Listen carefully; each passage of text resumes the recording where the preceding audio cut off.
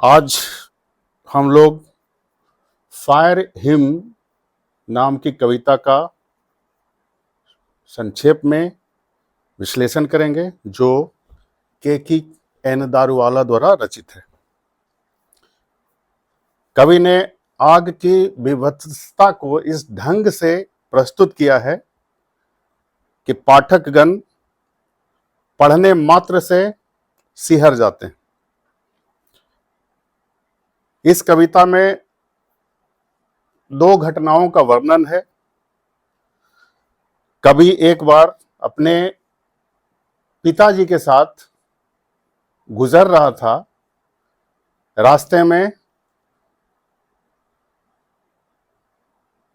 शमशान का दर्शन हुआ, जहां तमाम चिताएं धधक धधक के जल रही थी।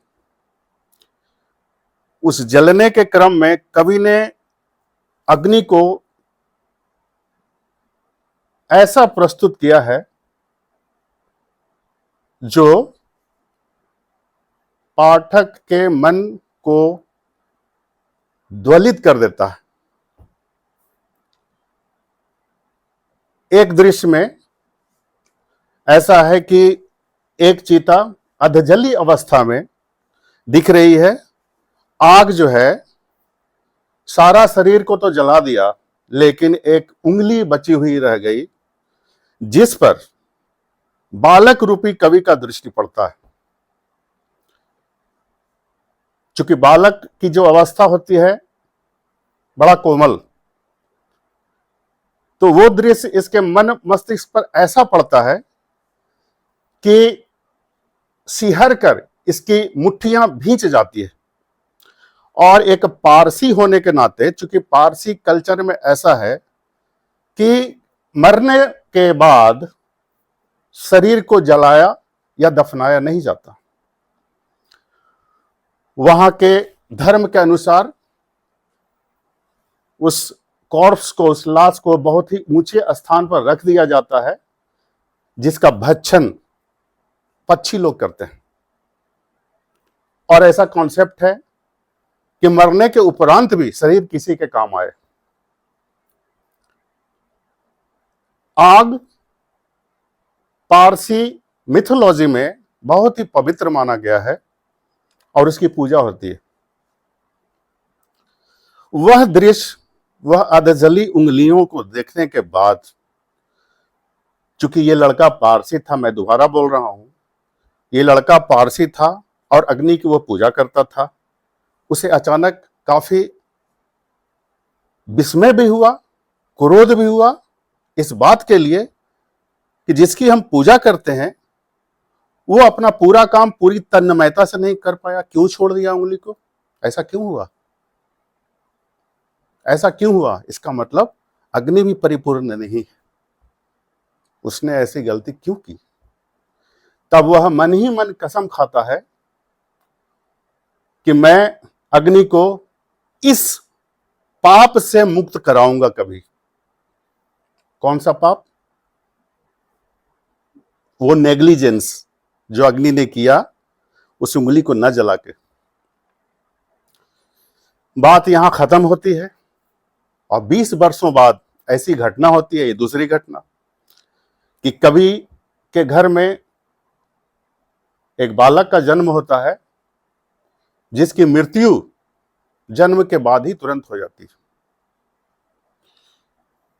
मैं फिर दोहराता हूं, कवि का धर्म पारसी है, वह पारसी है, और जहां लाश को उसके धर्म में रखा जाता है वो हजारों मील दूर है।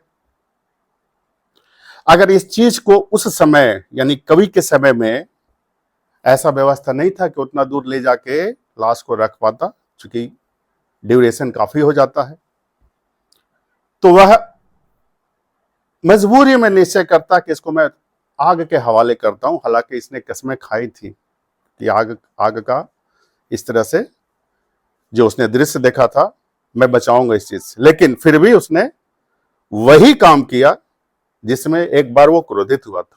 उसने अपने बालक के शरीर को अग्नि को हवाले करता है। जलती है, लाश जलती है, तो अग्नि अचानक लपट में इसको लगता है कि अग्नि उससे मानो कह रही हो कि जाओ, हमने तुमको माफ किया। किस चीज की माफी? उस चीज की माफी कि पारसी धर्म वाले अग्नि में किसी भी शरीर को नहीं डालते हैं, ये धर्म विरुद्ध है और कभी नहीं चुके ऐसा किया, इवन दो अग्नि उसे माफ करती है। अब कभी कभी का दिमाग फिर ऐसा स्थिति आ जाता है कि कभी कहता है कि आग ने फिर गलती कर दिया, हम तो डाले, अग्नि क्यों जलाया, क्यों जलाया? मैं फिर आज पुनः कसम खाता हूं कि इस गलती को भी मैं आग को बचाऊंगा कि ऐसी पुनः गलती ना करे दोबारा। तो इस तरह की दो घटनाएं हैं जिसके बारे में मैं चूंकि संक्षेप में इसका वर्णन कर रहा हूं, लेकिन कभी डीप में आप लोग कभी पढ़ें इसको, काफी ही बेहतरीन, बहुत ही बेहतरीन प्रस्तुति है। और शायद मेरा तो ऐसी स्थिति आई थी कि मेरा पूरा शरीर जो है सिहर गया था पढ़ते समय। आप भी इसको देखें और दिल से पढ़ें।